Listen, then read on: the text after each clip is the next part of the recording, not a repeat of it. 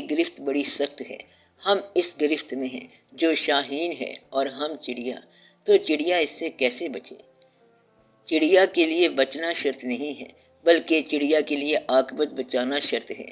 تو یہ پہلی بات ہے، اس میں کوئی کنفیوژن پیدا نہیں ہونی چاہیے کہ بچانا عاقبت کو ہے۔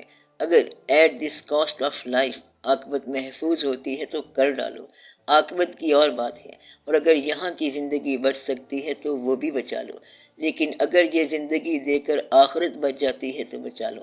باقی رہ گیا سماج اور اس کا شاہین جیسا ہونا، تو میں نے اس طرح بات نہیں کی۔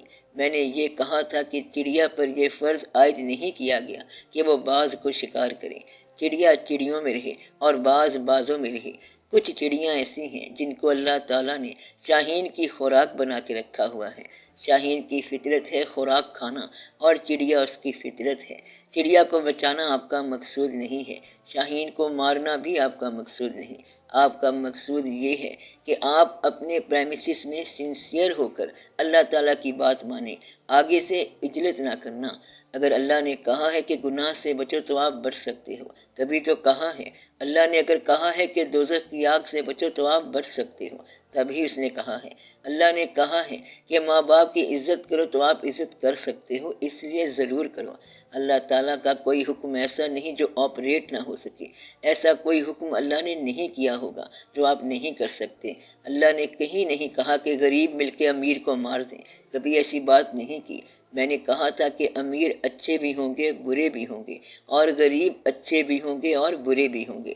آپ اپنے پریمیسس میں اچھے انسان بن جاؤ، غریب ہو تو بہت اچھے غریب بننے کی کوشش کرو، امیر ہو تو اچھے امیر بننے کی کوشش کرو۔ یہ فرمان ہے کہ سخی اللہ کا دوست ہوتا ہے، حبیب اللہ ہے۔ تو لوگوں نے پوچھا کہ غریب کیسے سخی ہوگا؟ امیر تو سخی ہو سکتا ہے کیونکہ وہ پیسے رکھتا ہے۔ آپ صلی اللہ علیہ وآلہ وسلم نے فرمایا کہ یہ بڑی آسان سی بات ہے کہ غریب اس طرح سخی ہو سکتا ہے کہ وہ کسی کے پیسے کی طرف رجوع نہ کرے۔ امیر کے پاس اگر وہ پیسہ دیکھے تو اس میں سے کچھ پیسے لینے کی تمنا نہ کرے، یہ غریب کی سخاوت ہے۔ تو ہر آدمی سخی ہو سکتا ہے۔ اس لیے اگر گناہ آپ کو دبوچ رہا ہے، راستے میں اتفاق سے گناہ کی دیوار اگر آپ کے سر کے اوپر گر گئی ہے تو اس کا ابلاغ کرنے کی کیا ضرورت ہے؟ خاموشی سے چلتے جاؤ۔ اگر گناہ میں آپ انجوائے کر رہے ہیں تو آپ کی گرفت ہوگی، اور اگر تو ان اور کرہن کر رہے ہو تو یہ آپ کی مجبوری ہے۔ آپ میری بات سمجھ رہے ہیں؟ جہاں آپ نے انجوائے کرنا شروع کر دیا وہاں آپ کی گرفتاری شروع ہو گئی، جہاں آپ کی خواہش شامل ہو گئی وہاں آپ کی گرفت آ گئی۔ اگر مجبوری تھی تو پھر کہنے کی کیا ضرورت ہے؟ تو گناہ کیا ہے؟ اللہ کے حکم کے خلاف۔ اللہ تعالیٰ نے کبھی آپ کی استعداد سے زیادہ حکم نہیں فرمایا۔